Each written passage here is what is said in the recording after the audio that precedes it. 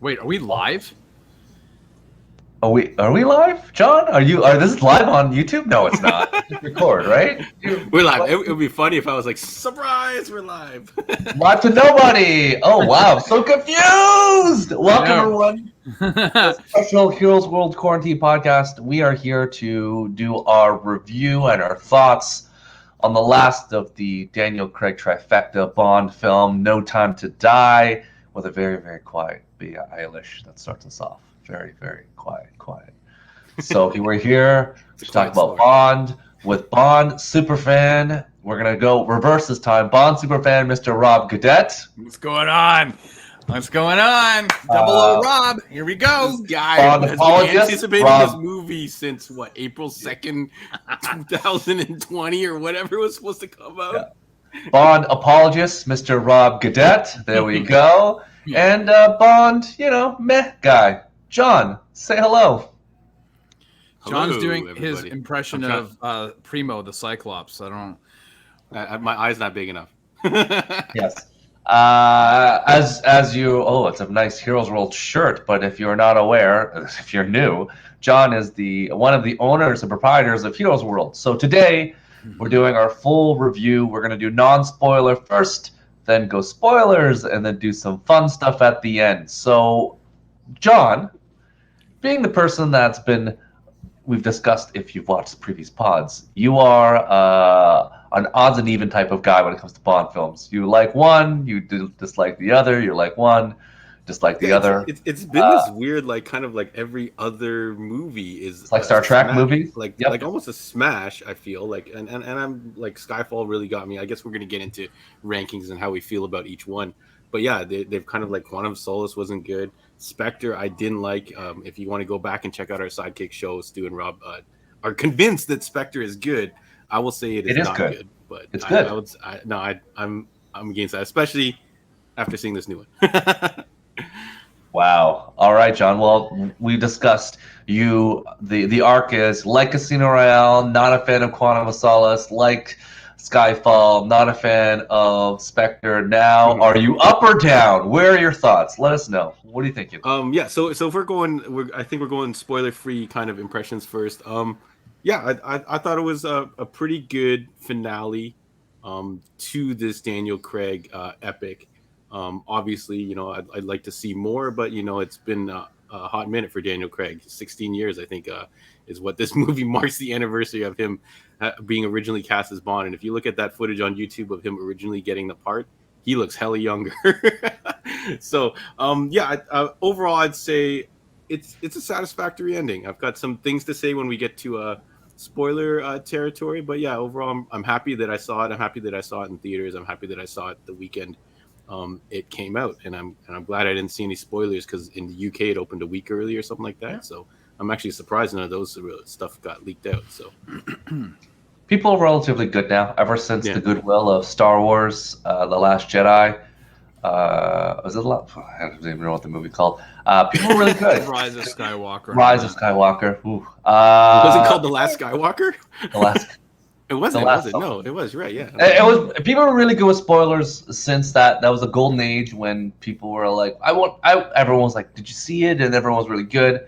And I feel like now that movies are coming out at different times, people are really like. The fact of the matter is, Ghostbusters. That movie is out. Like, people have seen it, and you can't find a thing about Ghostbusters Afterlife. Interesting. So people I was worried. They're reviewing it already. It premiered in 3, like, New York Comic Con. Like, a bunch of people have already seen it, and everyone's really good to just say nothing. No one has spoiled that movie at all, but all the reviews have come out and said, hey, man, it's a good time. So that's all you need to know about Ghostbusters Afterlife, but similar to Bond. Everyone's being really good because the global pandemic sucks. So why make it worse? Yeah. So you're okay. Rob, what are your thoughts? Okay. I mean, obviously, I have a lot to say on this matter. Could it possibly live up to the hype that when you it put gets it on? into shut up. That you put it on. When it gets into the spoiler territory, because it's a little bit hard to be able to give full opinions on this movie. I will say this. This is an entertaining movie. You're going to go in understanding that it's 3 hours. Like, its runtime is 246, but like, I don't know how you guys and what your theater was like, but I had like almost 30 minutes of previews, like 20 minutes of previews or whatever. So you're broaching that 3-hour mark if you sit down before everything, the lights dim. So you have to go in expecting that. I think if you have had a difficult time watching any of the Bond movies after Skyfall, in that you've had to watch it twice to really appreciate each of those movies, that is what you're going to find with this one as well. I've seen it twice already. I had very mixed feelings after the first viewing, and I felt more at ease and comfortable with the movie, and I felt it moved way faster upon second viewing. And I think that, like, John is not a fan of Spectre, only having seen it once, but I think if he was to watch it again, I think it would alter your opinion a little bit. You might your grade level might increase a little bit. I think it would move faster for you. This is indicative of all the Craig movies. I think that they benefit from repeat viewings. They do not benefit from a singular viewing, and that's it. So that all being said, it is definitely worth your money to go see. You're paying, I don't know, what's the average? $14 for a ticket for a 3-hour movie. You can pay $14 to go see Venom: Let There Be Carnage. I think if you do the math, it's much more economical. But pay double. It's much more economical to go see No Time to Die. I really recommend it. I think it is right in the middle, which is what we kind of predicted for my own personal taste of where I think this falls. And I'm very glad now that the Craig era is over. And I think we'll get into some more stuff on ideas on that after. So, John, do you recommend someone go to the theater to watch it, or should they wait for video on demand? That's my big question to you, because Rob was going to go no matter what. He's a Bond head. He rides with that wolf pack. I definitely am interested in hearing what you have to say about it too, as well, Steve. But yeah, I definitely would recommend seeing it in the theater, because it does have that extra element. Like, it does have maybe a slower pace than maybe a lot of movies you're used to. So if you're watching at home, you might pop up your phone or walk away, which might have happened during a lot of the other Bond movies. I think I only saw Casino, and I don't think I saw Quantum in theaters. So if I saw Skyfall in theaters, I think that definitely would have enhanced my experience. So I do regret not seeing that in theaters. Yeah, I think it is a spectacle to see in the theater, just because the widescreen and the way things, especially when watching, for example, Skyfall was incredible in terms of cinematography and things. In this movie, particularly, everything that happens in Italy is just fantastic. It's beautifully shot, beautifully put together, and the sound mixing was fantastic. So if you're looking for something in terms of a reason to go to the theater, that is the number one reason to go.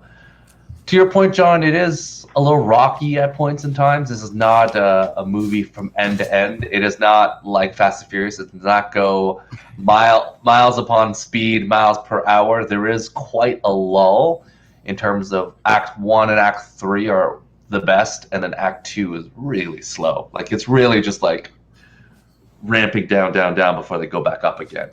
But in terms of the movie-go experience, yes, I highly recommend if you have an opportunity to see it, because, again, especially in Ontario, even though the theaters have opened up for more people, they're still doing, at least for Cineplex, they're still doing a spot in between. So this still blocks you off. So if you're concerned about going to theaters, even though that the numbers have opened up, they're still spacing in between left and right. But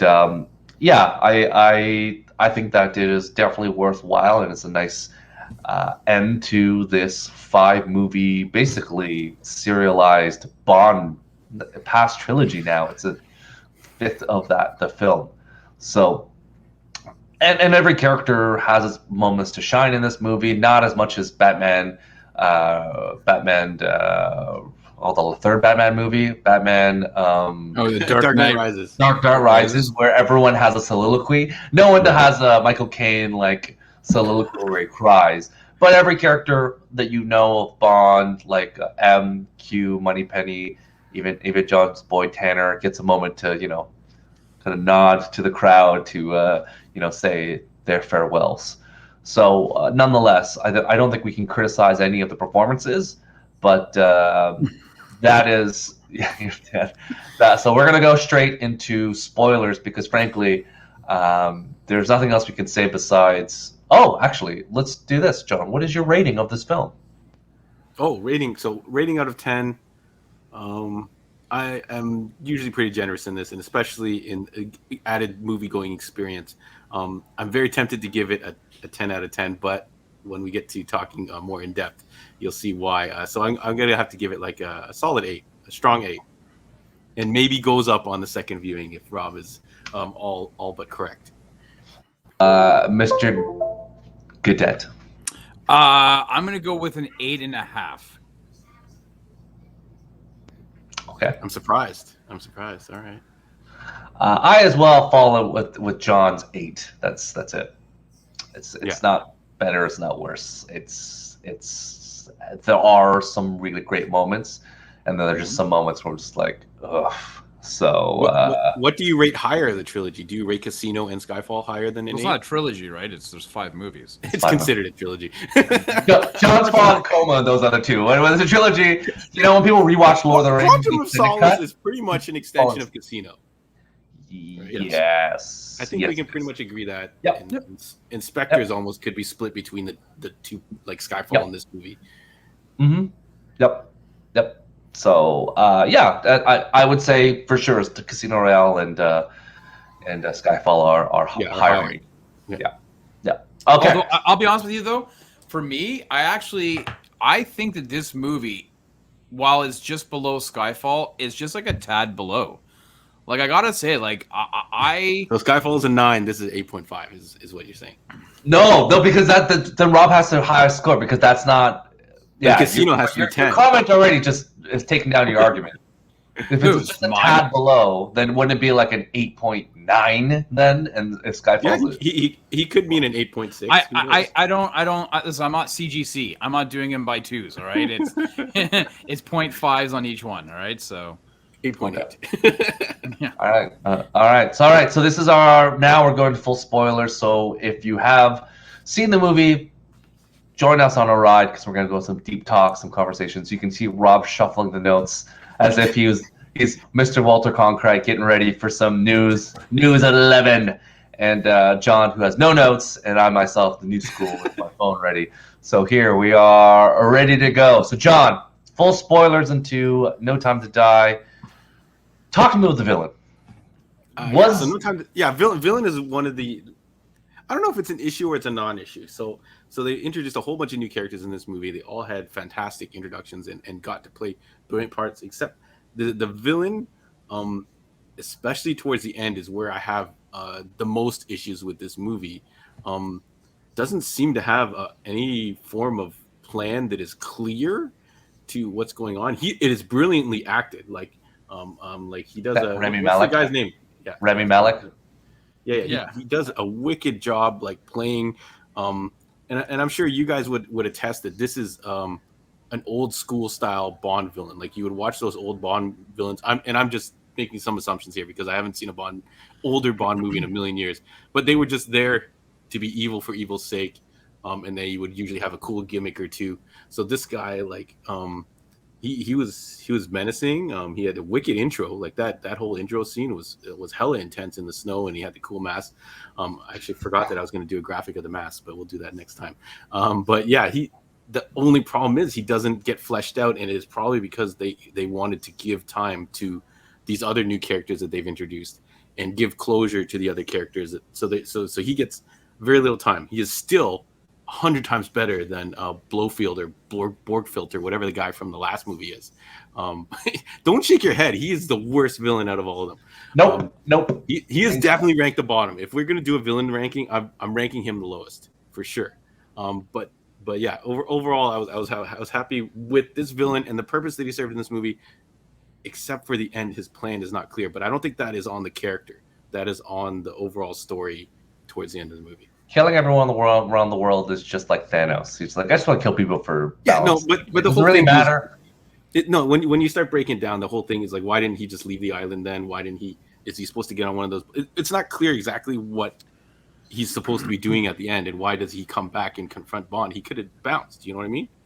And there's a lot of problems. Cool. A lot of problems. Yeah. Like his age. because he looks the same age as pretty like younger he's than like never-aging everyone man. else in this film.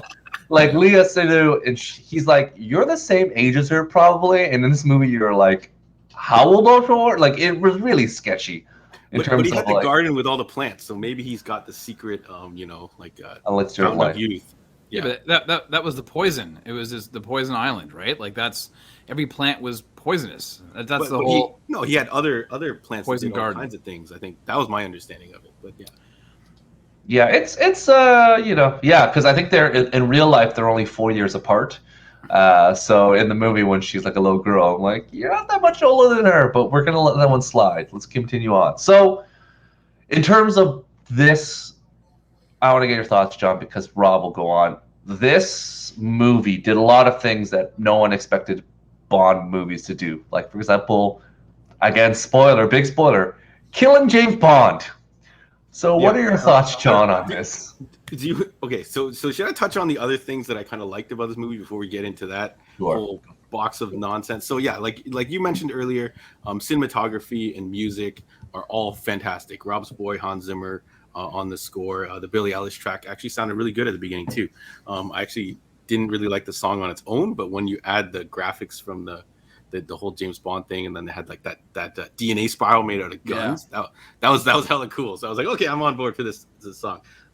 The overall plot I thought was pretty, except towards the end, it was pretty clean. It was nice and clean. You kind of knew what the next step that they had to do. You knew kind of like why these certain twists. Nothing just came out of nowhere and all of a sudden was like, oh, it was Agatha all along, right? It was kind of like, oh, you know what? It kind of all makes sense.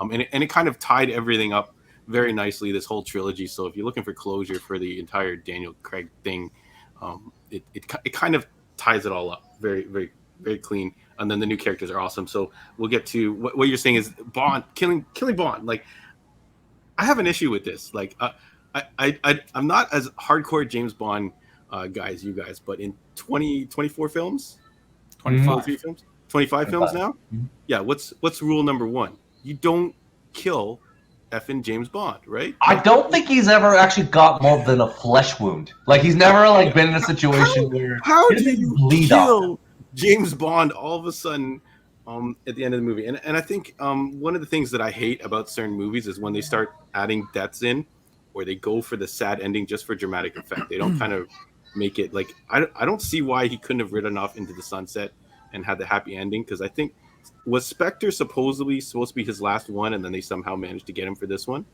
Yeah, so Spectre had the happy ending, right? So why for this one then do you have to kill Bond? I got thoughts, but I'll hold off on them. I don't mind it, John. I don't mind it. No, it's to me, it's one of the biggest problems with the film. Up until that point, and the whole end part, when you start thinking about it, it's not as strong as the beginning. Like right up till maybe that last one quarter or third, whatever you want to call it, I was like, oh man, this is the greatest thing ever. I can't wait to rewatch this. Hey, maybe I'll even go back and watch Spectre, and maybe it'll be better. And then they got to that point, and I just felt like it was a kind of a cop-out way to end the movie. And as soon as they started defining these nano virus, and they're like, yeah, and I'm like, I know exactly what's going to happen now. He's going to somehow infect Bond, and he's not going to be able to be with his family. And lo and behold, they do it at the end. So I was kind of like, blah, like why?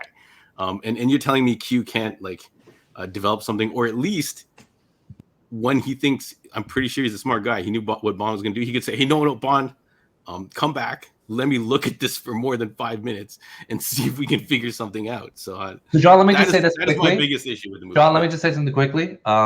In the original movie, they were not nanobots. It was a virus. Yeah. And based on a global pandemic, they decided maybe not say virus, because that's not really a cool thing to do. Yeah. So if you remove the whole nanobots and replace it with a virus, then Q could not have solved it. So if that's what you're biggest, so if that was the case, then okay, yeah, I would be willing to accept this issue a little more, but they didn't go that route, Stu. They went this route with the nano virus, and they also have the nano blood, right? So the two things that I overall dislike about, I guess, the whole franchise is starting to they just go with the global pandemic with the virus. I think that they would probably for the best to not say We know what it is. We know what a virus in a lab we're because all all the familiar with the people virus now. that's crazy, that's like you, John, who believe it came from a lab from Wuhan, is like this is what it is. So we don't want that type of shenanigans happening. So yeah. Anyways, Rob, what are your thoughts? I've got John's coming with kid gloves here as to like the most lamest of reasons. Well, that's my biggest issue with it. There's a lot of other things that I like, and I'm You're sure nitpicking. I get it. It's like getting a brand new like Ferrari, and you'd be like, "Oh my god, the rims are made of gold." They're not even that. Like, oh god, they're gonna dent it so easily. Like I said, they're like gonna right rust up, and like no. Like this is John's that's complaining about getting a brand new Corvette with gold rims, and he's like, "These are not practical." I'm not happy about it. A bad set of rims can destroy an entire car. There you go. Aesthetically and performance-wise as well. All kinds Yep. of things can happen. Yep. Rob, before you start, can I ask you? You laughed at me when you said it was important for these agents to be able to ride motorbikes. How important is it for? Wait, I an what? agent? I said that? Yeah, you did. You laughed at me when I was like, "Yo, this guy can ride a bike," and you're like, "Whoa, you can ride a bike, big deal." How important is it for one of these 00 agents to be able to ride a motorbike? Well, I think that they have to be well versed in different forms of transportation. Whether it's So you're saying yes, it's very important. yeah, is what you're saying. What you missed, John, is 004 is really good at showing his bus pass and getting on buses. Like, you know, like 004 is all about public transit. None of these other like, agents are in the action. 004 can throw tokens from like far distances to get in the slot, and he can jump through. Yeah. Like 005's got a gold membership with Lyft and Uber, so that's how he gets around. You just each one has their own specialty. Yeah, they were all actually called into this mission. They just didn't make it in time. All right, go on, Rob. Okay, I don't know what you want me to do, Sue, because I have a whole bunch of things on different. Tell me what you thought about this movie. Did you like them killing Bond? Okay, I'm gonna go right to the end. On the death of Bond point. This is the most important thing because it is the most like. It is when you leave this movie. It is the last part of this movie. You walk out going, "Huh." Okay, well, all right. When I first saw this movie, and that was the end. So here I'm thinking, all right, he's been essentially poisoned by saffron. He's the idea that he will never be able to be with the love of his life and his daughter. That Bond is essentially is always for perpetuity will always be unable to love and express love, and knowing that they're out there and there's nothing he can do about it. That is tragic. Like the tragedy of him living out that life is more than enough pain. And I thought that that's how it was going to be. He's looking up. She says, we can figure out a way. I kind of thought in my head, well, maybe the smart blood. Maybe Q will figure out that there's a way that the smart blood can kind of counteract, because it's the nanites and the smart blood and the nanobots and the other thing. And I thought he was going to slide down the rectangular cement structure and at least dive into the water or whatever, right? And he dies. And when I first saw it, I was pissed. Like, John jokes and says, we're 25 movies in. There's like one rule, like you don't kill Bond. Like we've never seen a James Bond be as beaten up as we have in any of these 5 movies. It's like killing Superman. Oh, wait a second. But I felt, I'm going to be honest, I felt betrayed. I felt absolutely betrayed as a fan. I was pissed off with Daniel Craig. I mean, he really wanted to cement this as a perfect run, a beginning and an end for himself. Like I walked out of that theater and I was just raging. I was upset with the director. It's the only American director out of these 25 movies, and he's going to be known for the guy who killed Bond. I went home. I was steaming. My wife asked me the next day, how was it? I'm like, good. She goes, did you enjoy it? I'm like, we'll have to talk about it after you see it. And then upon watching it again, I watched it with her and my son.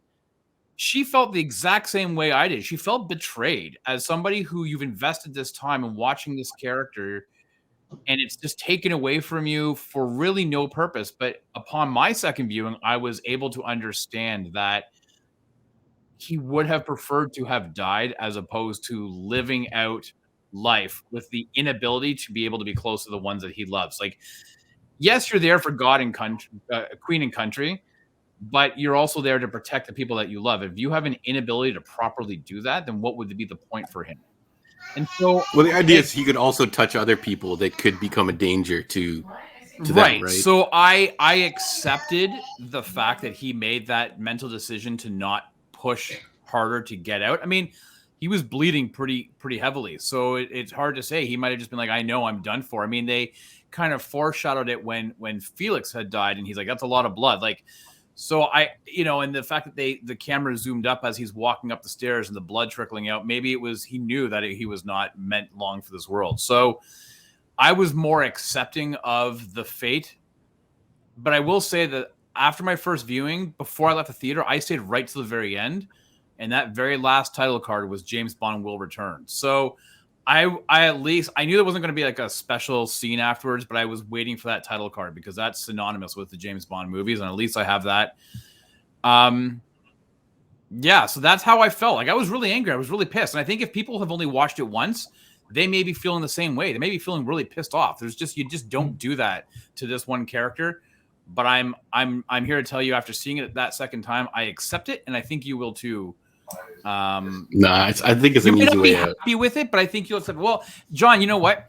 I've always touted On Her Majesty's Secret Service as being one of the best Bond movies, and that movie ends with his wife being killed, and he has to now live with the grief of his wife being killed. There's a lot of that movie that's mirrored in this one, and it's the flip side is that he's dead and his wife, goes to live on and with the memory of him. So I thought that was a very interesting juxtaposition on those two movies. So yeah, I had no negative thoughts the moment that happened. When he did die, I was like, great, good movie, happy, no problem. Honestly, I was like, this is good. This is real good because, frankly, like John has been messaging on our private chat before, Mission Impossible, Mission Impossible, Mission Impossible. Frankly, you need something to separate this franchise from all the other ones, and the fact that they did this 5 episode, 5 movie like arc that is serialized and had a beginning, middle, and conclusion, and honors again all the Bond things, added new people that you enjoyed, killed people that you wanted to see live. It kind of hit all the buttons that you'd want from a movie cinema in general. So I had no quorums with it, and frankly, like it's been ludicrous already because all these articles that Bond's continued on. It was kind of ludicrous before, where M and Q and Moneypenny was basically the only characters that remained, and the Bonds would change, and there was like a 90-year-old Q fumbling around. It's like, don't touch that. It's like, this is like really at this point, what does it matter anymore? So. And I think that, John, to your point, the 24 movies, I think Bond was really needed a time to change anyways. I think what Bond was 20 films ago, when it was an escape for people that lived in a cold country where it rained a lot, it's like, it's exotic locale and he's being with beautiful women. That shtick is over. That thing died in the 80s. Like, you just can't. Like, the internet is here. Like, you can go to exotic locations. It's not like I've never seen what the Bahamas or Jamaica looks like, and I want to watch this movie because I can escape it. Now anyone can go anywhere and see anything. So you cannot outdo. Even XXX was in foreign locations and beaches. They basically copy what Bond did. And like, here's this, except for there's a snowboarding scene on like a tropical like country. Like, so everyone's copying it. It's a thing. So you might as well just go the other direction and pivot to some more different. So I know there are a lot of people like Rob who watched it traditionally the first time around, and they were really upset. But again, that time is over. Like, movies need a little more substance, and either you're going full in like Fast 9 and what is plot and what is story, or you go the other direction where it's a lot of story. So Bond, I think, realized it's not Mission Impossible, which is kind of always in the middle. If you look at the far direction, Fast and Furious now is the extreme spy movie, because that's what they are, spies. Mission Impossible is in the middle, some plot, some action, and Bond now is going for the more serialized, more story arc stuff. So it is kind of pivoting a direction because there's so much action now. Well, yeah. So it's funny you mentioned that, because I said to my wife, like, I don't think my son really enjoyed it too much. I think he actually fell asleep. I turned him at one point and I was like, man, there's something about a dad watching Bond in a theater with his son and Asleep. and he's like cool. And like literally 3 minutes later he was snoring. I think though that the Bond, and I'm not trying to be offensive to anybody, but I think Bond movies are generally more for the story-driven consumer, whereas Mission Impossible and Fast are for the TikTok, Instagram generation, the wham, wham, wham, wham, wham, lots of action, feed it into my eyeballs. I love it, I love it, I love it. And I'm done. I eat my popcorn, off I go. And the Bond movies have always been a lot more story-driven, even if the plots most times don't make a lot of sense. It's more story-driven. I will say though that as a Bond fan, and we've mentioned this before, this is the only time that there's been a continual story arc, not only between 2 movies, between 5. And I think that's what, for me, I have to look at that. It's a complete story with this one version of Bond.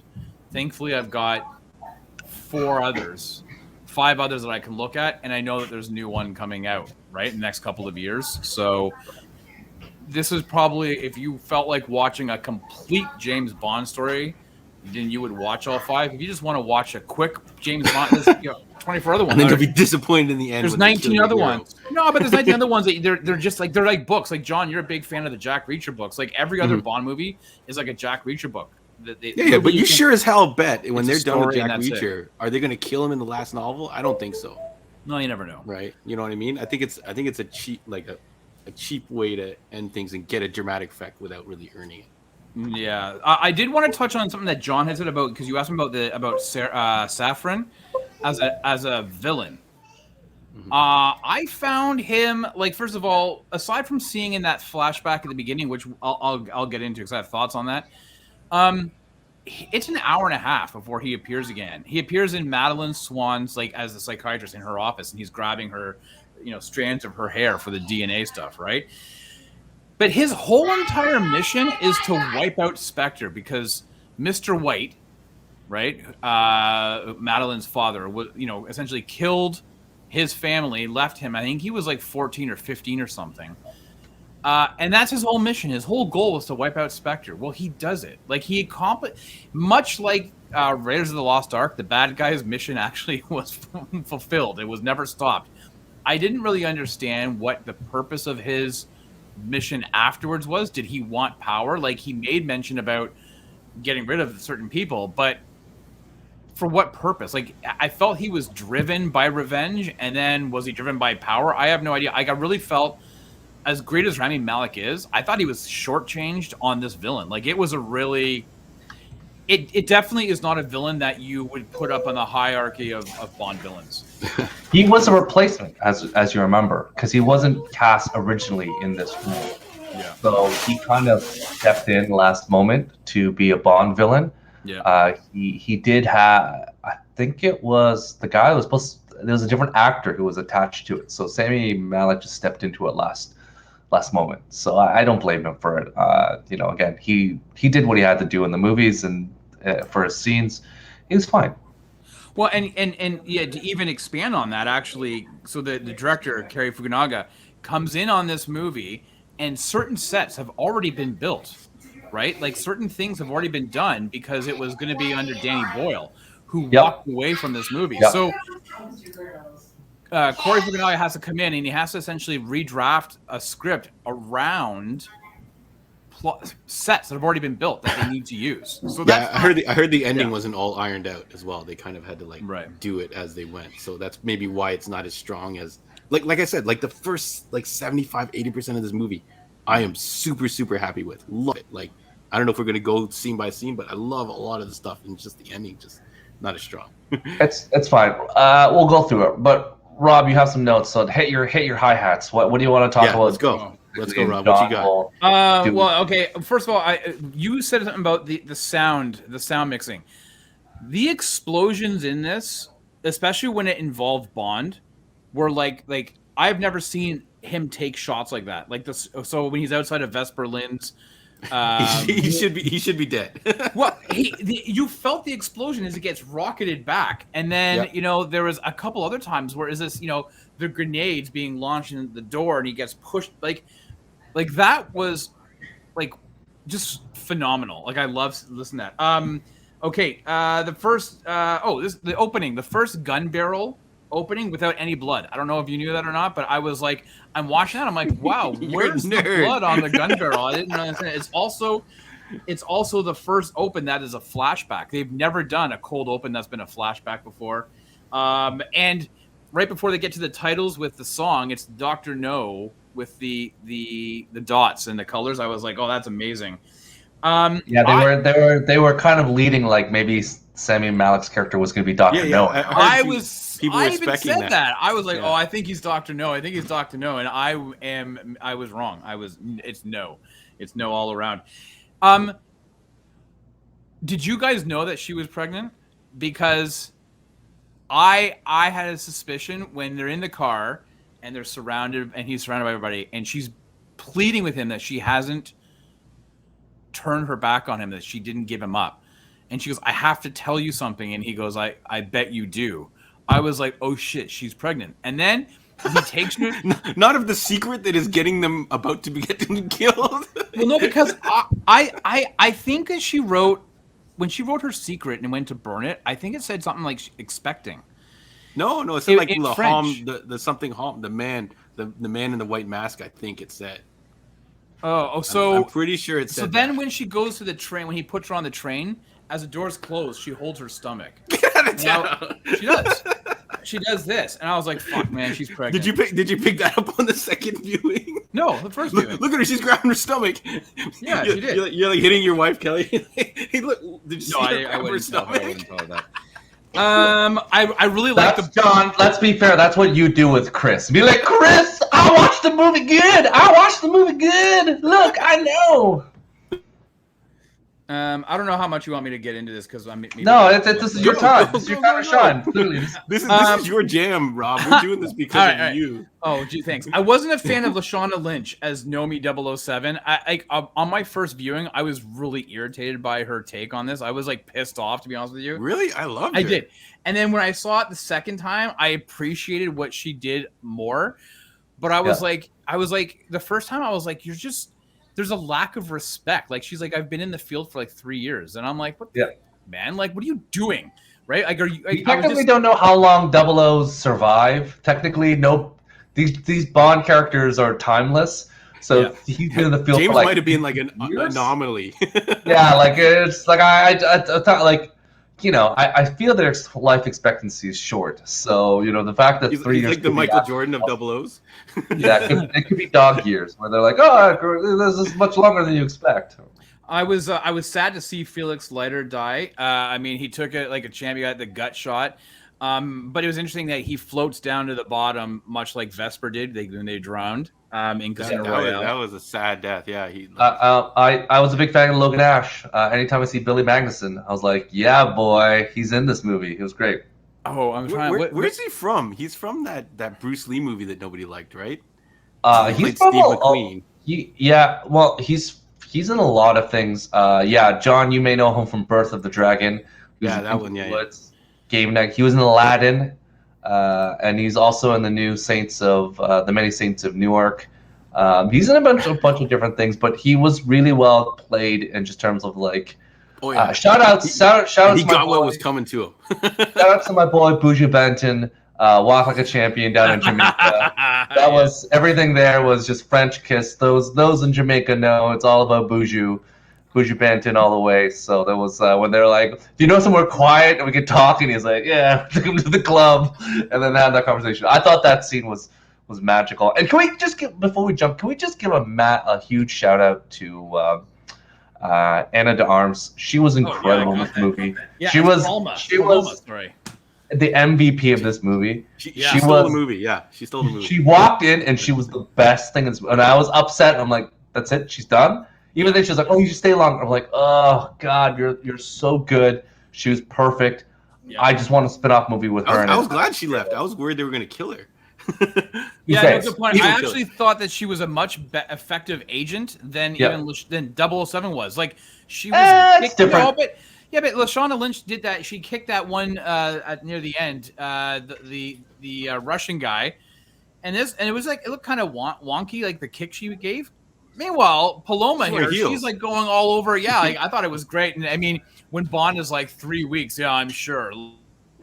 Like, because she said she'd only done it 3 weeks. Right? Yeah, she played it perfectly. You thought she was gonna screw it up, and then they go to the bar, and then they have the drink, and she just chugs it. The and martini, she's chugging it. Yeah, she wrecks up, and even the grabs best the cigar for Felix. I'm like, yeah, damn. she's on the point. And even before at the end, she's like changing, and Bond's like, "We're gonna do this." She's like, "Ew, no, you're an old man. What are you talking about? I don't want anything to do with you." And I'm like, "Yes, this is finally it's happened." Where she's like, "Gross, man. You're an old man. Like, why do I want anything?" Unless you're Ben Affleck, no, thank you. So because he's Batman, so that's a different situation. But yeah, she was incredible. So well, the Blofeld party where she was introduced, I gotta say that was a lot of fun, especially watching Primo's eye, like his bionic eye on the pillow, and the guy's walking around and he's showing like. I thought that was like a pretty cool scene, like the whole thing when Bond they're all around him and he realizes that he's the guest du jour, so to speak, and he looks up and he sees the Spectre symbol on the roof. I thought that was pretty cool. They got a villain with a gimmick and it worked. I disagree with you, Rob. I thought that Lashana Lynch was really good as 007. I think that she is I guess the way they're going it was the new kind of like how Michael B. Jordan was in that terrible Netflix movie. She's like a badass assassin who's just tactical gear and the future of it. She's not here to wine and dine. She's just here to just kick ass and take names. Yeah. So I always wear cool sunglasses. Well, that's why I said like upon my second viewing, I appreciated what she was doing more, but on the first viewing, I just felt really irritated. Because you're territorial. Because she's like, "I'm 007." You're like, that number's supposed to be with James Bond. Well, so here's a funny thing though. Every dude is like, but there can only be one James Bond. What? Like that? That's the thing, right? So but in my head though, I was thinking, well, she won't be 007 for very long because the very beginning credits. It was like Daniel Craig as Ian Fleming's 007 James Bond. I'm like, so they're not gonna like. I knew in my head I was like, she's not gonna be 007 for very long. I knew that they're gonna take that back to him. I did feel like we were entering the Superman Returns phase with his daughter. I was a little bit nervous. I was like, oh boy, but it worked out to be okay. Now, I was worried for a second. I'm like, no, this movie's not gonna. They're not gonna kill a kid in a James Bond movie, right? I'm like, you don't kill animals and you don't kill kids, right? Rob being the Bond aficionado, it is really odd to see Bond holding a child in a car chase. I don't think I've ever seen. No. Like this is the first time. Like Bond movies don't have kids ever, Yeah. So like to have a kid be involved in the action sequence. Because most the golden rule of acting is don't act with kids and don't act with animals. So Bond usually stays away from both. Yeah. Unless it's CGI Komodo dragon. But this was very much like a new experience. You're like, ooh, they're like driving and there's a kid in the car. This is so weird. Yeah, it was bizarre. So it was really just a very bizarre experience because typically you don't have that type of tension where there's a vehicle and it's not like it's going to be like. Hard boiled, where Chow Fat's holding a baby and shooting a gun and flipping that baby back and forth between other things. That's a whole new level of action. But this is, it's just very different. Judi Dench. I don't know if you saw it. Judi Dench and Bernard Lee. So when M is sitting there and he's in the hallway and he's pondering what the hell he's going to do, there's a portrait of Judi Dench, but there's also the portrait right next to him of Bernard Lee, the original M. And it was like I was like, oh my God, like I was like going crazy for that. I think there was a portrait of the other M, Robert something or other, but I didn't see that. Again, all the time in the world. James makes this mention to Madeline, and they end the movie with the Louis Armstrong song "All the Time in the World" from On Her Majesty's Secret Service. So there is a lot of On Her. Even in the score, they actually did some of the score. Hans Zimmer did some of the score on that. And then is the car from Majesty's Secret Service the V8 Vantage? No, that is actually or is that the Living Daylights? That's the Living Daylights car. Yeah. Yeah, and the other ones I'm sure we'll talk about. Can we talk about John will talk about this. That car sequence where Bond is driving the cars through Italy and just being awesome. You have to say at least like the whole scene. That's why 80% of this movie, those Madeline is like freaking out, and he's like whatever, and then brings up the Gatling guns, just like does this skit and takes everyone out, and you're like, oh god, just so just like French kiss. Yeah, all the car stuff. There was a little issue with some of the CG when the cars would really fly in the air, but almost all the car stuff and even the bike stuff was really incredible. Like that scene that we always saw in the trailer where he like jumps and hides behind that little rock in that BMW, goes flying. But when he pulls the sheet off that V8 Vantage, I was like, damn, that is a sick car. Yeah. I hope he keeps this for the rest of the movie, and they kept it around, which is cool. So driving it at the end. Yeah, it's interesting. To jump in quickly, John, was that this movie, watching that action sequence, I had more fun watching that than any action sequence in F9. Like, I think there's which sequence are you talking about? The beginning in Italy? Beginning. Italy. Like, I felt like sometimes just one car being a real car doing stuff compared to like 100 CGI vehicles and like jumping off a cliff. I don't know. Like eventually, like I just get desensitized by how many vehicles are flying around in Humvees. No, the Fast and the Furious has transitioned into a cartoon, right? So that's why I like the old school traditional car stuff, which this Bond has, for the most part, kept it at that level where the cars are doing real car things. Yeah. That scene in the square where they're all surrounded and he's racking his brain with holy shit, have I been betrayed yet again? Because Vesper betrayed me, and they're hitting the, and Primo, Cyclops is walking up with that shotgun and he keeps hitting, and then you see the headlights drop down, the Gatling dummy that guy should have died so many times. I was just like, oh my god, it was hitting all the buttons, with the smoke and everything else like that. Like, I just loved it. I loved that action sequence is just phenomenal. You're right. It's Honestly, like if I had an opportunity to fly right now, I'd be flying to that small southern Italy town where I'd be right now having an espresso, probably having some sort of pasta, and then walking the streets and just like where was this Bond sequence filmed? Because you go up to the catacomb area, right?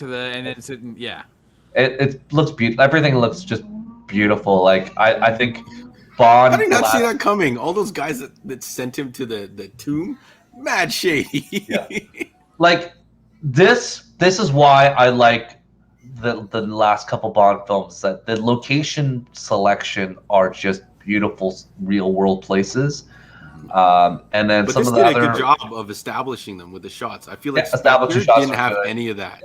Like I feel really some of the other movies now they just go to like a beach or like somewhere hot or somewhere warm, and there's just not as much character than if you go to a small town in Italy or the streets of London or whatnot. And not just like in Fast and Furious movies where it's generic London, where they're driving through the streets. This is like, you could feel like this is real and there's some substance to it. But Rob, continue. Well, I was going to say it's stupid that, to follow up to that point, a lot of movies and TV shows adopted J.J. Abrams' trickery with Alias, where they were all filming in Los Angeles, but then they would just have... They had the stock green screen, in the background, the green, so they would be able to put in. So then you get a lot of these. Oh, we're filming in Vancouver, we're filming in Toronto, but look, there's mountaintops in the background and everything else like that, right? So these guys go to all of these different locations and exotic areas. I mean, they were in Jamaica, like all that stuff is phenomenal. It's great. I know we talked about Blofeld. John's not a big fan of Blofeld. I wasn't sure. I don't know how I enjoyed how he was taken out so quickly. I thought the idea of him conducting business from prison was amazing, but then I was like, how the hell did they get the bionic eye in there? But that's questionable. That's questionable. Yeah. How did he get that eye in there? Rob, I don't know if you've seen him. I would say documentary called DuckTales, where the Beagle Boys would bake a cake and they'd put a file in there and then bring it through to Ma Beagle. Elaborate the setup. Or Ma Beagle. I believe sometimes it was vice versa. Ma Beagle would bake a cake and give it to one of the Beagle Boys, and inside would be a grenade or a shotgun or a file.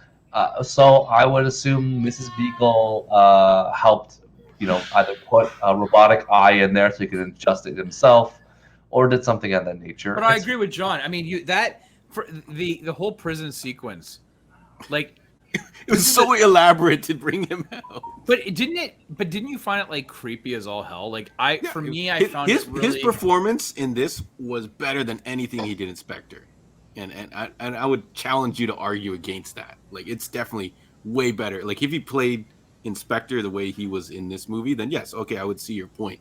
But I think a lot of it is because he's an existing villain. I felt stupid though after when I finished the first viewing, and I was like, well, they've killed off Blofeld, they killed off Leiter. Like it just made sense that they would kill off Bond. You know what I'm saying?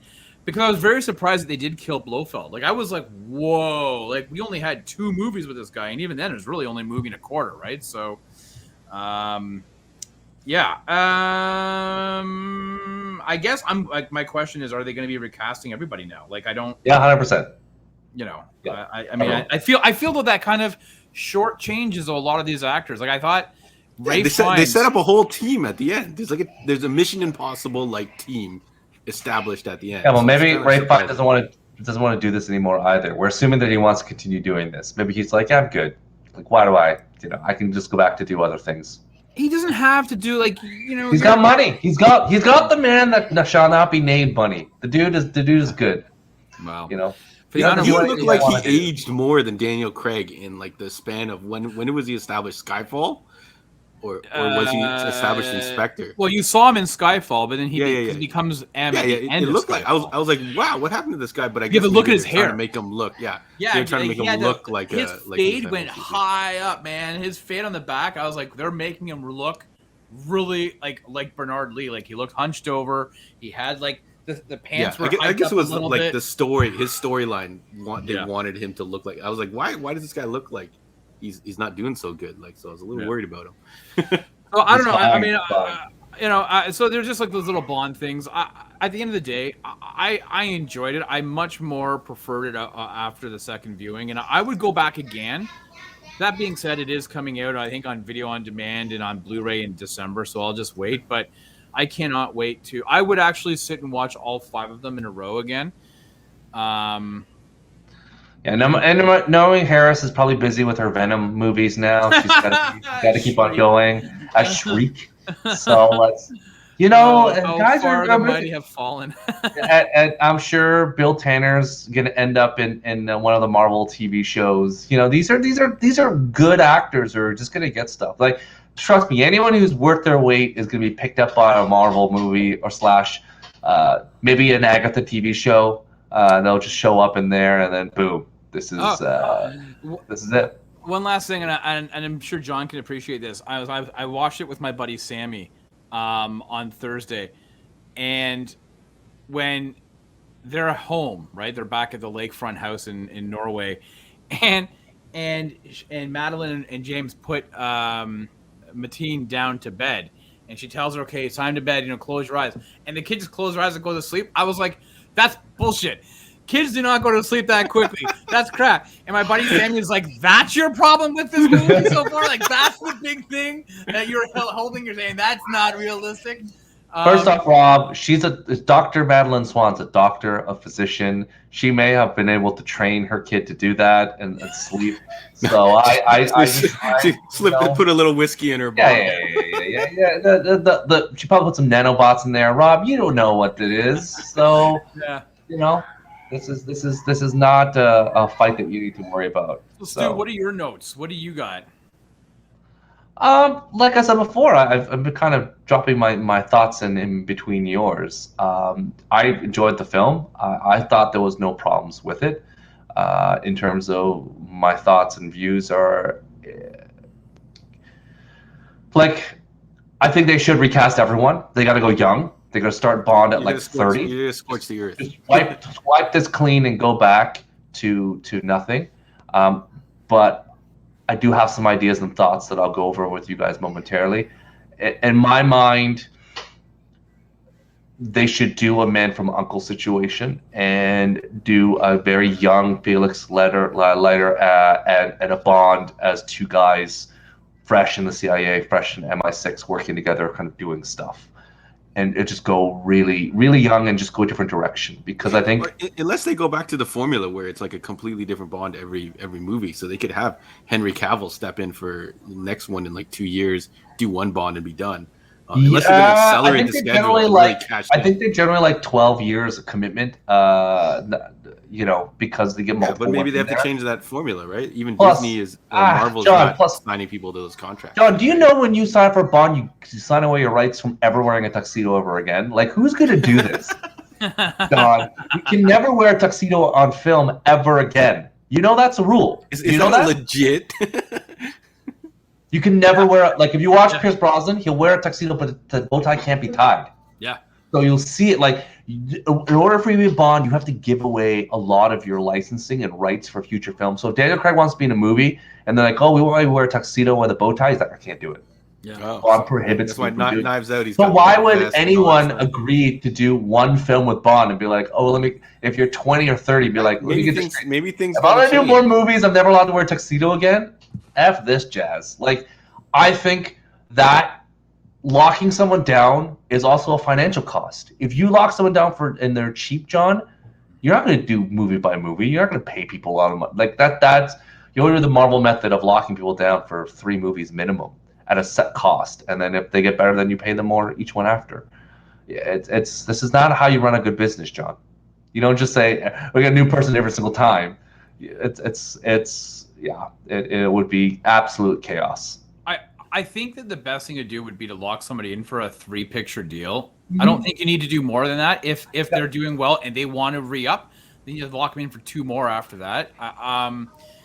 But personally, I don't want to see another arc like this. I know that. Oh no, I actually want to. I know you had said you're all for trilogies, beginning, middle, end. That's it, and restart all over again. I would like to just go back to the singular stories. I don't mind there being some connective if they mention this previous situation or incident. I like though knowing that I can take any of the previous 19 Bond movies. I don't need to watch them in order. I can pick any one out of whichever. It doesn't make a difference. I can watch it. It's a complete story. Unfortunately, what the strengths are for the Craig Bond era is also its weakness in that it's very difficult for you and I know because we've seen these multiple times, but the casual viewer really can't pick up like Spectre and just throw it in to watch without remembering or having seen the previous ones before for it to make sense. And I think that's a bit of a problem with this style of storytelling. All right, John, do you have any final thoughts before we jump on to stupid gimmicks? Yeah, so two questions. Did you guys notice the CGI phone replacements? I only really noticed. I think there's one point where he's looking at his phone in his car, and it looked really bad. I didn't notice it anywhere else. And then the second question is, if you guys have to swallow a USB drive in order to save the day, do you think you could do it? Like that was a decent sized USB drive that this character was supposed to swallow in like a second. Yeah, let's do a quick shout out to David Denchek, like that dude that played the Russian. Yeah, he was fantastic. Funny. Yeah, when he was on the phone, and he's like, "Oh yes, I like Farm Animals." Like I like animals. I was like, "Oh my god, this guy is." And I could have a whole montage of him just holding the suitcase, walking around, and just like, "Oh, are you here for me? Oh no!" Like this is. Yeah, he would just work for whoever. He's like, whatever I got to do to survive, I'm working for you. Yeah. Yeah, it was kind of like a Borat situation. He was great. It was kind of weird. It was really swallowing that drive. That was a big drive. If you watch that scene again when they first go to that lab and he is like it's kind of like a weird breath of fresh air because everything's serious, and all of a sudden you see him and he's like, yes, he's like his colleagues are making fun of him, and he's kind of like this whole. It just that smallpox joke was pretty so funny. Different. I was like, what movie am I in? Like, is this the same movie? But it was fun to see that scene because it was tonally the right funny. It wasn't, as much as I love Shang-Chi, it wasn't like in Shang-Chi where it was like big battle scene and then all of Trevor's like, I'm pretending to be sleepy. Hey, like It what? didn't feel forced. Like it just felt. Well, I think pacing is it's not forced. It was just the weird cuts, and I think Marvel movies are very guilty of like the dramatic scene, and then they'd be like, jokey joke, and then all of a sudden you're like, what is happening? Whether it's Star-Lord or Iron Man or any of those characters, they'll do a joke or something, and it really just screws up the rhythm.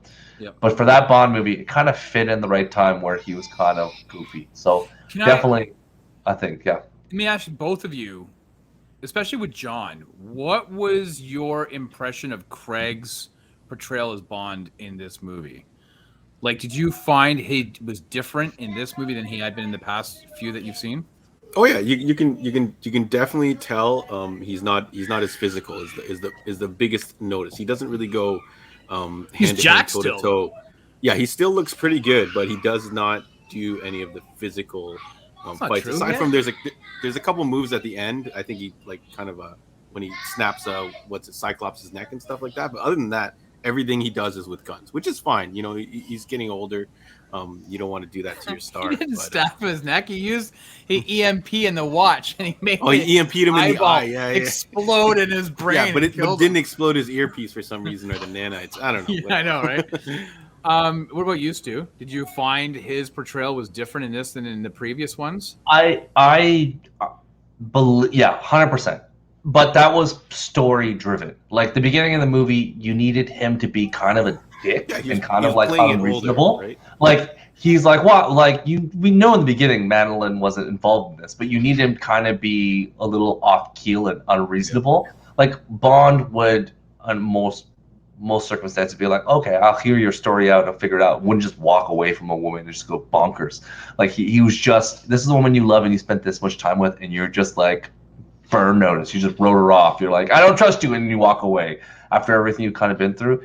You needed him to be kind of a really abusive boyfriend and kind of a thing too. Like it was really weird, but you had to, because if he just understood and figured out, like there wouldn't be that 5-year gap and there wouldn't be this movie. Like it wouldn't exist where he was living in Jamaica for 5 years. So from a story aspect, you needed him to be a little bit more off keel and more unreasonable. And then by the end, like you said, Rob, he just kind of acceptance of like this is part of the job. And like when he talked about, you know, Matthias, like the kid is like, she's beautiful, she's the best thing because she's yours or because she's from you. Yeah. And him has recognizing that, you know, this is the best thing I could do to the world, not just saving it, but adding a new life, and hopefully this person will be someone that's, you know, good.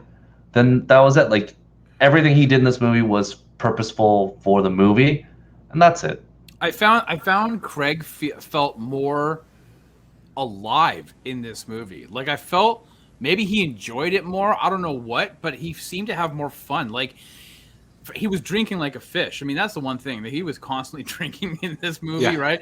Even at the alcohol sponsorship after the Blofeld stuff and everything else, and he pours the two things and he, you know, salute, and they drop back the shot of whiskey and off they go. Like I just felt like he seemed, even his, you know, when Lashana Lynch Nomi shows up in Jamaica and she goes back to his place and then she takes her wig off and he goes, well, that's not the first thing I thought was going to come off. I think you're right. Yeah, he was looser, I guess. Like especially during that fight to be a lot more. Paloma or whatever her name was. He was definitely looser. Whereas the other movies, he's a little bit more uptight. Like he's like a machine. He's almost like a Terminator kind of style. It's. I think the tone of which this movie was, the script was already so dark, and like I think he knew that Bond was gonna pass away and die, that he's like, let's just inject some more fun in this movie. So I think when you know what the end game is and you have the full script and you can add a little more like levity and breath, like again with Paloma, like that whole sequence with him and her just fighting down people was just the best. Yeah. So even like when he is with that whole scene with Q, which is another great performance by Ben, like when, you know, and even there was a small thing where he's like, he'll be here, like it was just a throwaway line, but you could see when when Craig and Naomi Harris were there, they're just like laughing because they're like, we'll have wine, and they're drinking wine, and like, oh, we'll be fine, like we'll just don't worry about it, we'll be out really quickly, and like all that stuff. So it was just one of those things where everyone kind of had their last couple moments to do their own thing, and Craig, again, I think he at the end realized, like, he was curmudgeon, he didn't want to do this one, but I think at the end he realized what a gift it was to do this last movie, to complete it his way with, he probably more involved in this last movie because that's probably the reason why he got it done. And maybe it was his idea to like, I gotta die in this movie. Let's just do something different because this is my calling card, and I won't ever do one of these action movies ever again. So why not? So, any other final thoughts before I do some random questions for you both? No. Okay. John alluded to the final one. Do you choose the DB5 or the V8 Vantage? A Vantage. The Vantage, the Vantage is hot. I love it. It's got that muscle car feel.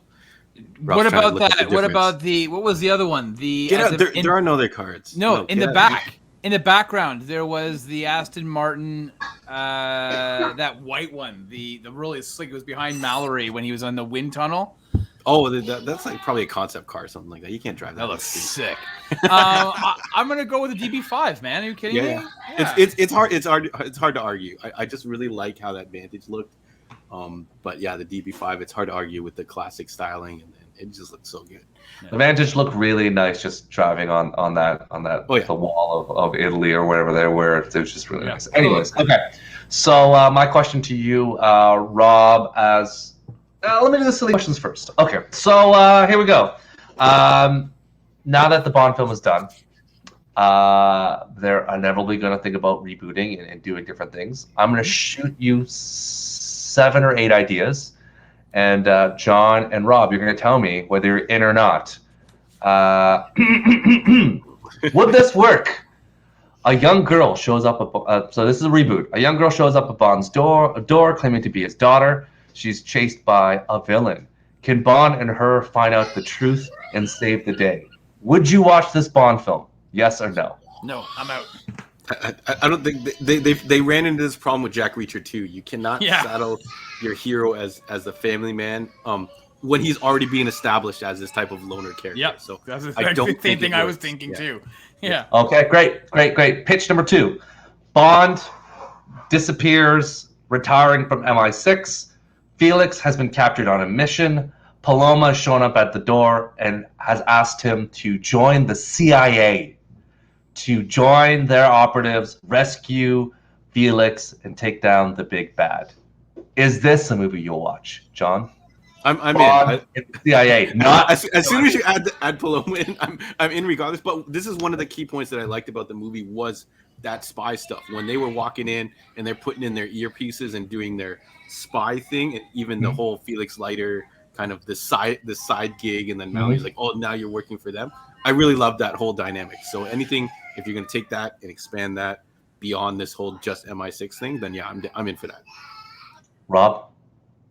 Yeah, he'll never be a CIA agent. He'll always be. Oh no, this is a CIA. We're gonna give him. He's gonna go into the CIA. There's gonna be a montage scene where he's in the Pentagon. Like there's a bunch of things we're gonna give him. Out. No, with his visitor pass. Yeah, no, because he's got a lanyard. That's the CIA. He's always going to be an agent of Her Majesty's Secret Service. He's never going to. That goes against who he is. Now he would go and help find Leiter for sure. He's done that. All right. Well, next one. Concept. Okay, so Rob's down on that one. John's in on CIA. Great. Number 3. A burn notice is given for Bond. And unable to work with MI6, he must join a new spy agency from agents from all around the world. Can this Rainbow Six save the world? This is your James Bond Avengers, isn't it? So you're combining all of them. Sure, James Bond on the run. I feel like can't do MI6. Already.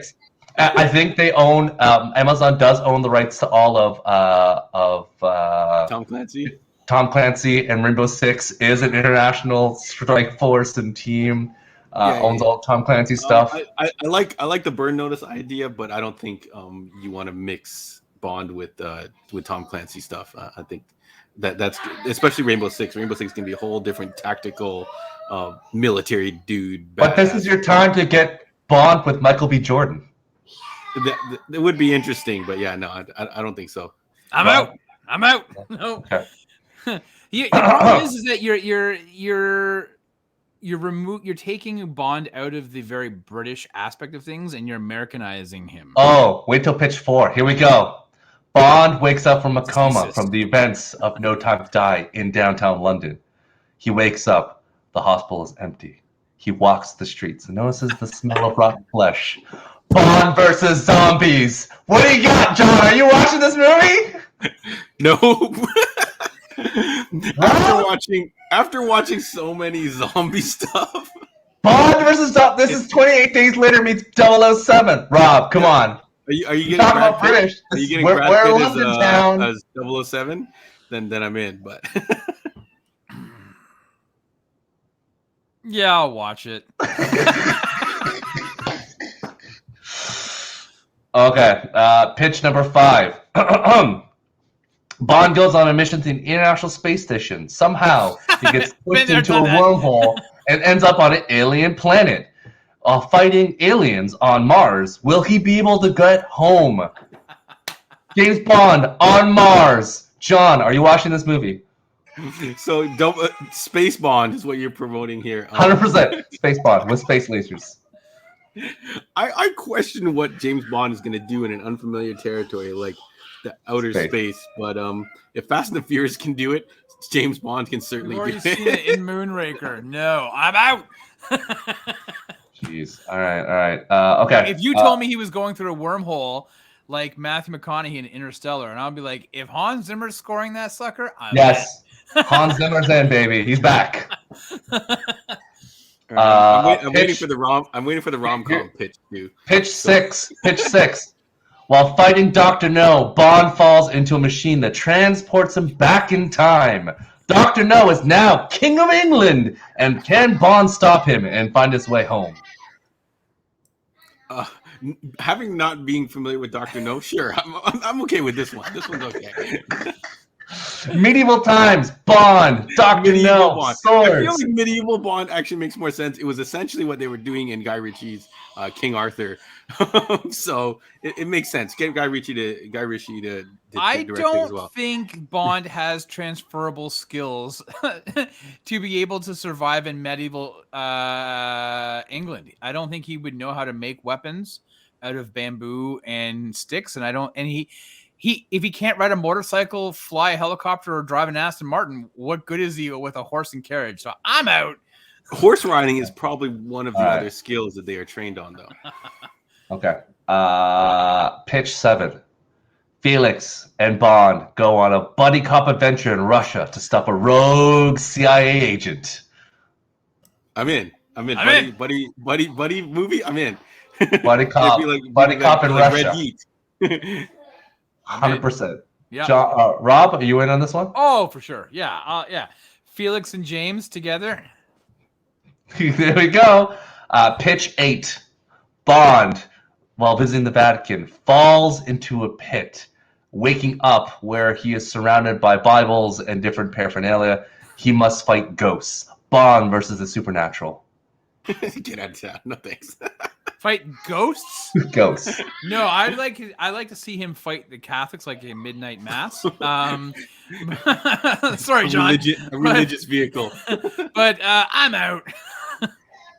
Okay. Now, if Bond was to take down the Roman Catholic Church, never's gonna happen. Pitch 9. Bond on a yachting adventure wakes up in Atlantis. Bond, now married to the Queen of Atlantis, must fight off not Aquaman, but the former King of Atlantis in a battle of supremacy. Bond in Atlantis. Are you gonna watch this movie, John? These are getting ridiculous and more ridiculous, too. But I'm actually semi-interested. All right, yeah. It'll be like Disney's Atlantis with Michael J. Fox, right? But with Bond, I'm in. As long as Bond beats the shit out of Namor, I'm down. So. Last pitch. Name will be as Felix Leiter. Last pitch. Bond, while going on a mission with 006, falls into a pit and ends up at the center of the earth. Bond must fight dinosaurs. Bond in the savage land. Can he make his way home? Would you watch this movie, John? And he'd be wearing like the rags of a tuxedo, and it looked like a kind of like a caveman. He would make it into a loincloth. and he better also have the DB5 Alec, kind of like a Cadillacs and Dinosaurs thing. Then I'm in. Let's go. Is 006 still being played by Sean Bean? No, Ooh. it's going to be played by Idris Elba. Ooh. All right, I'm in. There we go. All right, can we also have a teenage high school comedy where Bond is starting off as a young 16-year-old coming into his abilities and also trying to get the girl? Yeah, it's called Alex Rider. That's the Alex Rider series, you dummy. or James Bond Jr., John, as you remember that TV show. James Bond Jr. Yeah, made no sense. It wasn't even his son. He was the nephew of James Bond. Yeah. Who's always been known as an orphan. Where did this sibling come from? I don't know. Maybe it's Blofeld. Is it like Inspector? They're gonna uncover another photograph that has like him and like two brothers. Yes. So thank you for participating in Bond spin-off ideas. Those were the top 10 ideas list that I came up with for the way we can spin off Bond. I think for John, I felt like that was at least a 60% approval rating. Rob was only 4. Yeah. So that's about right. It's a good percentage. Yeah. Before we go, any last thoughts on potentially the next Bond, or outside of my wacky ideas, what do you want to see? Rob? I've said it before. I want to go back to single story-driven ideas. I don't want the Marvel version. Who do you want to play Bond? Jamie Dornan. I think Okay. Jamie Dornan is. I mean, obviously he's British. He's got that look. He's got the black hair and stuff like that. And I think he's young enough that you could get at least 3 movies, potentially 5, depending on the length of time in between movies. So I'm down for Jamie Dornan to. I think he's a great actor, for what he's been doing, and I think he just needs a bit of a push a bit more into the mainstream. So, John, do you have anyone in mind? Yeah, and I have no clue how I would cast for Bond. I would almost like sneak it in. I would take your concept of like following the other characters around, Paloma and all the other young characters that they've introduced, and doing like a spy-like show. And you could have 007 in the shadows, and once in a while you kind of like aware of his presence, but they actually don't reveal him till later on, which would be kind of funny, like a Batman type thing or something. Yeah. My throw out now is The Crown's Josh O'Connor, who plays Prince Charles. Charles. Really? Just put him in the gym for a bit, and he's got a lead. He's got a little bit of muscle. They put him in the Kumail Nanjiani boot camp. Oh my god! And then ready to go. But he is a tremendous actor. He scoped out a ton of awards for the Emmys. And let's be frank, if Bond, let's be very fair, Bond doesn't pick up the actors. Marvel usually jumps on top of it, and typically you do one, you don't do the other. So it's not like you probably do a Bond movie and a Marvel movie. What's the guy's name again? He's from The Crown. Yep. I think Josh O'Connor. I think what will happen is they're going to pick. You're not going to get like an A-list star. You're not going to get like a Richard Madden from Game of Thrones or anything. I think he's busy with the event, or probably depending on what he is. Richard Madden is busy with Eternals, and potentially season 2 of The Bodyguard. Isn't that? Yeah, is that? I have no idea what's happening with that, but I think they're going to go with a name actor in terms of somebody that you've seen before, maybe not overly established. And Josh O'Connor's 31, so like if you've got the age. Jamie Dornan. Jamie Dornan's, I don't know. What is Jamie Dornan's age? I'm going to take a look. He's got to be. He's 39. 39, yeah. He's 40, yeah, almost, yeah. Yeah, so you can get him for 3, solid 3 pictures. Get him into and he's 50. I think I think he'd make a good Bond. We'll see. We'll see. He might be. Yeah, sorry. Where do you guys rank this movie? Like, we kind of touched on it a little bit. Like, is it your new favorite, or is it under Casino and Skyfall still? Yeah. Let's go through the rankings, John. Where we talked about this before. Where's your ranking of Daniel Craig movies? I kind of want to put it at the top just because of just the action. Even though Skyfall, I think overall is a better movie, but at the end it does have some issues as well. I feel like this has got a couple more scenes, and those new characters with their action sequences are really great to watch. But I'm always victim to whatever's newest I kind of like the most. So I'd have to go back and rewatch Casino Royale to really determine. So right now, after being fresh off watching it, No Time to Die, Skyfall, Casino Royale, Quantum of Solace, and then Spectre. At the damn bottom, yes. As much as I love Paloma, Albert Finney is way better as just like the sidekick. So I'll take Albert Finney any day of the week as the old man with the beard just hanging out with Bond at Skyfall, setting up traps. Hello, Emma. Hello. Like he was just Emma with me. Rob, what's your ranking? So Casino Royale, Skyfall, No Time to Die, Spectre, and Quantum. Yep. But actually, I will say, I enjoyed Spectre. Like, it's not to say that there's only 5 movies. You got to put them somewhere. Yeah. So Quantum just on itself cannot work on its own movie. So.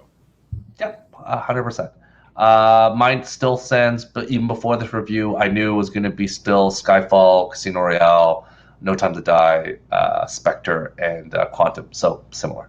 Yeah.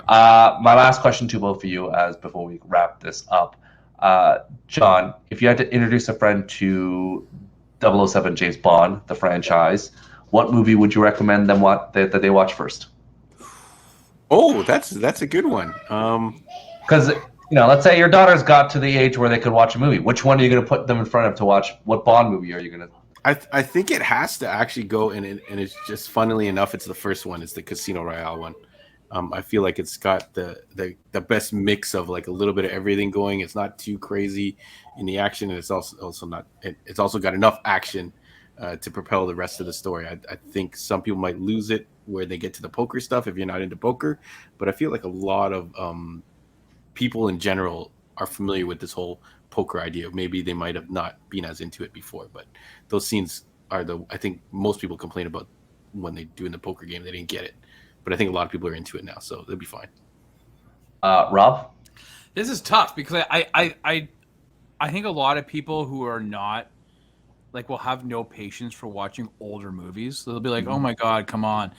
But if I would put Goldfinger on, I think Goldfinger is like that high bar of a James Bond movie where you have a really good villain in Audric Goldfinger. You've got the henchman of Oddjob. You've got the DB5. You've got he's trapped and Bond is trapped and you got the laser about to slice off his nuts. You've got the playfulness with Pussy Galore, and her Sky Crew. I just think it has like everything that you kind of that personified James Bond in that era. So I would probably go with Goldfinger. Okay. All right. It is quite a film. How about you? All right.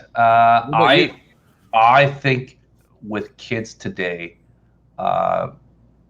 if I had to pick a movie, it would have to be Casino Royale. I think kids today are spoiled in terms of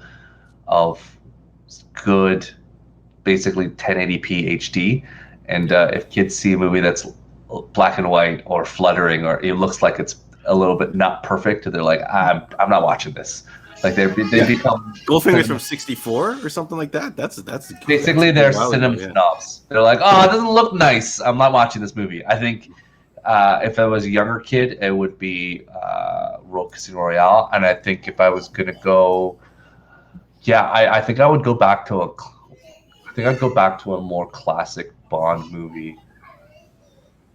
Yeah, to your point, I think I would. There's so many, like, again, Her Majesty's Secret Service. I think I would actually pick that one if someone was someone our age was like, I want to watch a Bond movie. I'm like, pick this one. That's the one you should watch. So I think it depends on the age. If they were like 16-year-old kids, you got to start with Casino Royale, because I think with you and making Noah watch Her Majesty's Secret Service, he's gonna just eye roll and be snoring on. I know, but the problem though with starting off with Casino Royale is that if you tell them about all these great movies that came before, I feel like it's going to be like you've given them modern day, and then you're like, but look at this stuff. Even if you showed them the Pierce Brosnan stuff, they're going to be like, oh, like honestly, GoldenEye, like that opening scene is it looks like it's shot like a B movie footage. Like it's looking at it now, you're like, holy crap, man. So I think that's just the problem. Everything looks like a B movie fit. Like that's the thing about science fiction. Everything now, when you watch it, looks awful. Outside of some Star Wars and Indiana Jones, because either if you didn't use CGI and used pretty much all ahead of its time motion picture technology and made it look real, like everything looks bad. So outside of Jurassic Park, for example, still holds up. But some of the other, like Aliens 3, just looks so bad it's unwatchable. But these movies do hold up in it, and so same with these Craig ones because it's practical. This is where I think that the Fast and the Furious, I don't know if they will age well. Like I don't know if Fast 9 will age well 20 years from now because they rely so heavily on computer effects. I think they will. It's kind of like the Marvel movies. The cars look like cars and stuff like that. They've passed the point. Like Fast and Furious 2 past the I think what's age in CG effects, but when Justin Lin came on, he actually started going more practical. So it's not like the entire thing is, but maybe the safes rocking around in Fast 5 is going to look pretty bad. Yeah. I think, Rob, it's called the Uncanny Valley, and at this point we've gone as far as we can go without going over. Yep. It's the same thing when watching Final Fantasy, that anime movie where the humans look too close, and you're like, Spirits Within, like Spirits Within, like it was an achievement of animation, but at the same time as it looked too close. Yeah. And we as humans had that fighter response. We were like, we must murder these things. They're humanoid. They're not humans. Right. So like it was us, the Neanderthal, like human gene sparked, and we're like, if that thing was in front of me, I would have to murder it. Right. So it is a different thing. So needless to say, we all would recommend after this long review to still watch the movie. So there we go. John, tell us what's going on in the store. Where can people pick up stuff? Where can they see you in the desert of the real?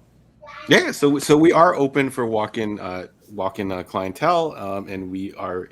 I think you have to. Andre always does his part, so I'm like, what the hell am I doing here? So you do have to wear masks, and we do have a lot of social distancing things in effect, but we are open. So we do get it once in a while. Call people going, hey, are you open for people to walk in? So yes, we are open.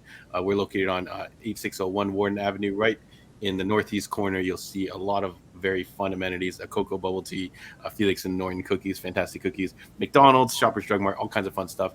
If you are checking us out online, Heroes World Online on the Instagram, Facebook, YouTube, you can find us, as well as the website. Pop it up here for a second. You can find us there, and we'll answer any of those social media inquiries as well. And then if you're listening on the audio Heroes World podcast on iTunes, Spotify, whatever your listening service of choice is, don't touch your ear. Follow us there, give us a like, give us a 5-star review if you happen to be on iTunes. It really helps out. And on Spotify, if you're following us on Spotify, we can actually start adding little kind of questions and stuff like that on there. So that's cool. Kind of fun. Goes without saying, if you can support the store by any purchase, big or small, that'd be most welcome. The holidays are upon us soon enough. A snap of a finger and Christmas decorations are already, already. If you go to the malls, you can buy stuff already. They're up, baby. It's not even Halloween, and the decorations and stuff, you can buy them. So never too early to think about buying Christmas gifts for your friends and family, especially if you haven't seen them in a while. And if you're unable to support the store through those small transaction, like John said, like, subscribe, do it on a digital way, and people will be most happy. So please like, subscribe, the bell, the whistle, all that stuff. Yeah, we can mail it out for you. I've arranged that for a couple people, mailed it to whoever they want to receive the item, and you set up payment ahead of time. So we can do that 100%. There we go. Rob, where can we find you? So you can find me on the Heroes World podcast on the Sidekick Show. So this past Monday, we went back in time to 1996. We reviewed Scream, the original Scream. And did it hold up? Well, you're going to have to check out the review. Listen to John and I on the Sidekick Show. But we're going to go even further back next Monday. We're going back to 1984. with A Nightmare on Elm Street, directed by Wes Craven, and starring Johnny Depp, a little unknown actor. I'm not sure if you've heard of him or not.